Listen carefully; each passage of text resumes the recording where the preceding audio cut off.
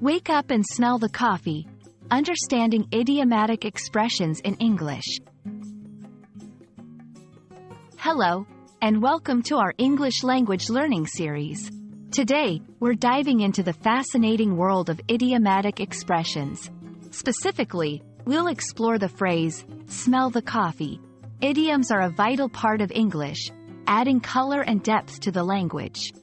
So, let's get started and unlock the meaning behind this intriguing expression.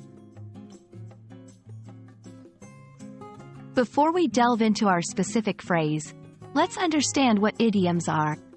Idioms are phrases where the words together have a meaning that is different from the dictionary definitions of the individual words. They are often used metaphorically and are a cornerstone in mastering conversational English. The phrase, smell the coffee, is believed to have originated in American English. It plays on the idea that the smell of coffee is a common wake-up call in the morning.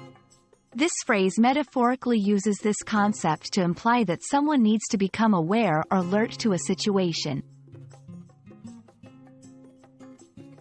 Now, let's look at how to use this idiom.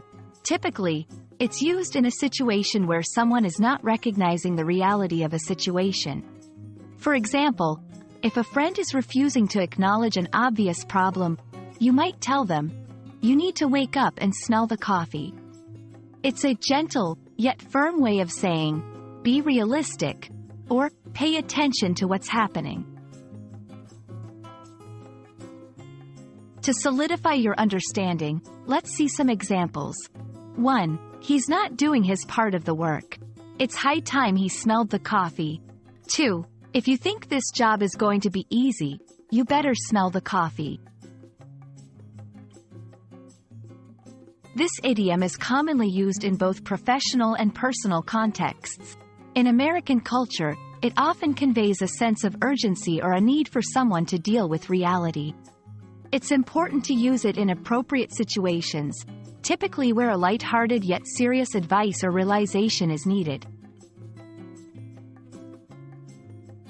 Understanding idioms like, smell the coffee, is key to sounding like a native speaker and enriching your English language skills. It's not just about the words, but the cultural context and emotional nuances they convey. We hope this video has been enlightening and enjoyable.